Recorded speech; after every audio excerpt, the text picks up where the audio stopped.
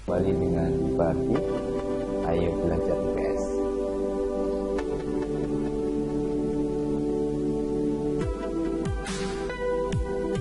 Pada kesempatan kali ini masih membahas tentang indahnya keragaman, tema 1, subtema yang kedua.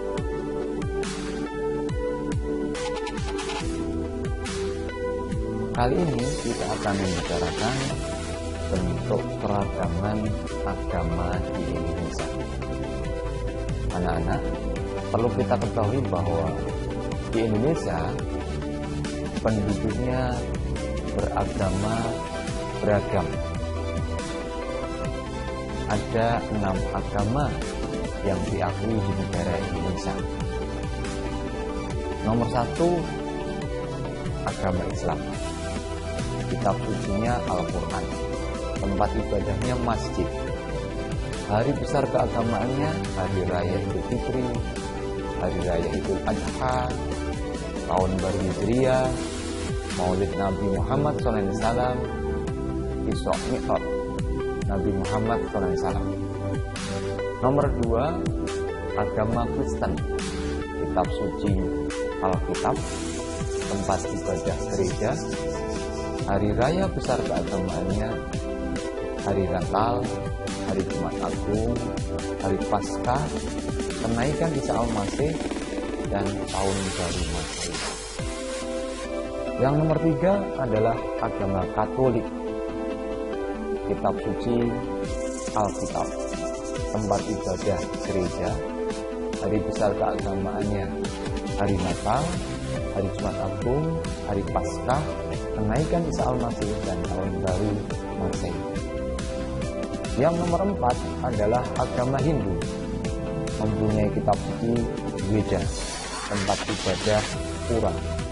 Hari besar keagamaannya ada hari Nabi, hari Saraswati, dan hari Pramusa.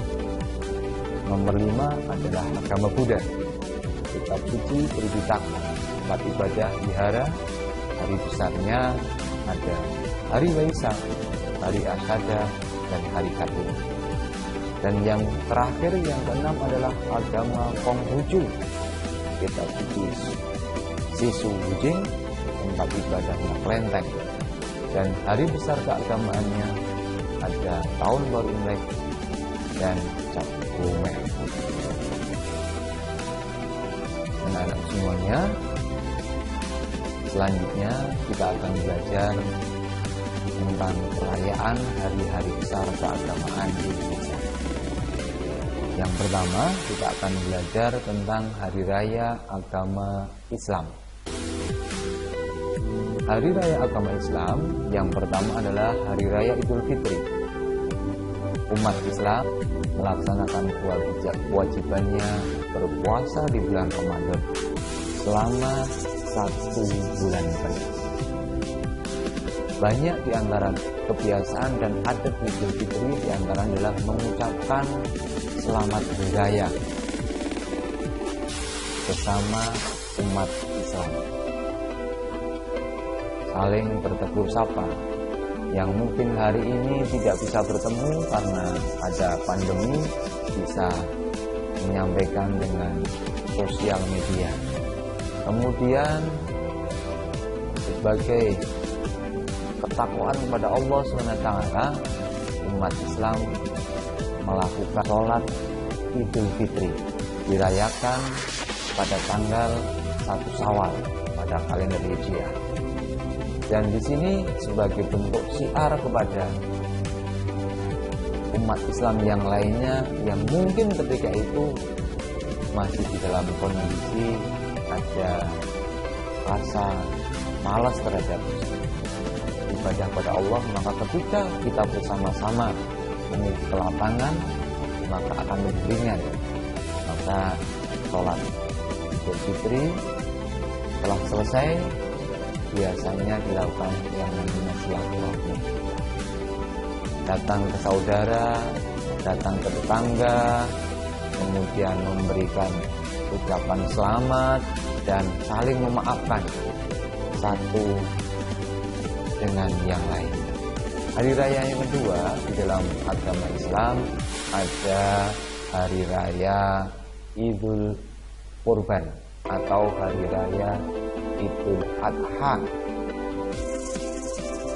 Pada saat merayakan hari raya Idul Adha, umat Islam diawali pada tanggal 9 Zulhijjah, yaitu umat Islam melakukan yang namanya puasa Arafah. Bersamaan pada hari itu juga ibadah haji melakukan wukuf di Arafah. Maka ketika tanggal 10-nya itu hari rayanya, umat Islam melakukan sholat Idul Adha bersama-sama berjamaah, diutamakan adalah di lapangan, dan juga menyembelih hewan kurban.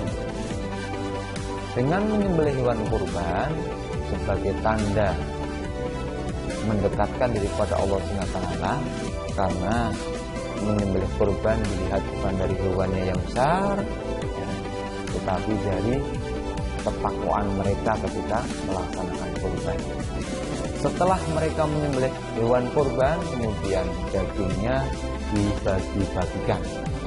Bagi seorang kurban bisa mendapatkan bagian dagingnya sepertiga daripada hewan kurban. Kemudian bisa dihadiahkan kepada saudara-saudaranya dan juga bisa dibagi kepada fakir miskin. Anak-anak semuanya, selanjutnya kita pelajari hari raya agama Kristen dan Katolik. Ini jadikan satu karena memang sama hari raya, yaitu hari raya Natal. Dirayakan oleh umat Kristen dan Katolik pada tanggal 25 Desember setiap tahun Masehi. Mereka saling mengucapkan selamat hari raya sesama umat Kristen dan Katolik. Sebagai umat Islam ada larangan di dalam mengucapkannya. Hari raya Natal itu merupakan peringatan kelahiran Yesus, sehingga perayaan itu penuh dengan suka dan cita. Yang ketiga, anak-anak sekalian, adalah agama Buddha.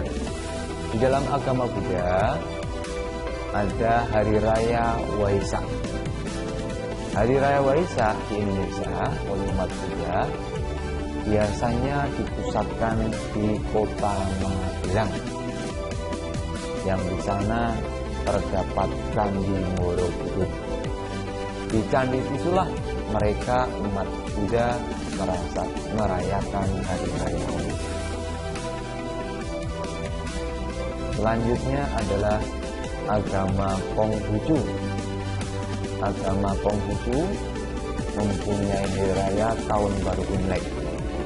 Tahun Baru Imlek, hari raya umat Konghucu, diperingati dengan berbagai macam lampion yang indah. Mereka merayakan hari raya Tahun Baru Imlek dengan rasa suka dan cita.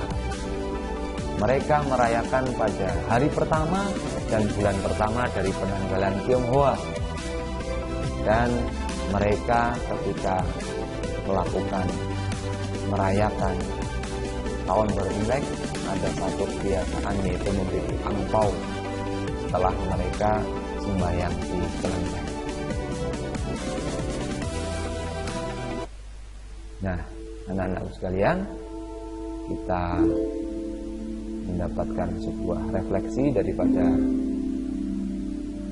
belajar kali ini, bahwa ternyata di dalam surat Al-Kafirun Allah menjelaskan, katakanlah wahai Muhammad, hai orang-orang kafir, aku tidak akan menyembah apa yang kamu sembah, dan kamu bukan penyembah Tuhan yang aku sembah, dan aku tidak pernah menjadi penyembah apa yang kamu sembah, dan kamu tidak pernah pula menjadi penyembah Tuhan yang aku sembah.